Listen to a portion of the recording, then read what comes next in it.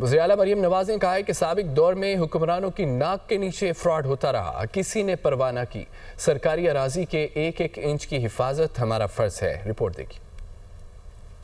وزیر اعلیٰ پنجاب مریم نواز کی زیر صدارت اجلاس میں فیڈمک اور پیڈمک کی آڈٹ رپورٹ پیش کی گئی۔ فیڈمک اور پیڈمک کی رپورٹ میں متعدد بے ضابطگیوں کا انکشاف کیا گیا۔ وزیر اعلیٰ مریم نواز کا فیڈمک اور پیڈمک میں گھپلوں کا سخت نوٹس، ذمہ داروں کے خلاف کارروائی کا فیصلہ۔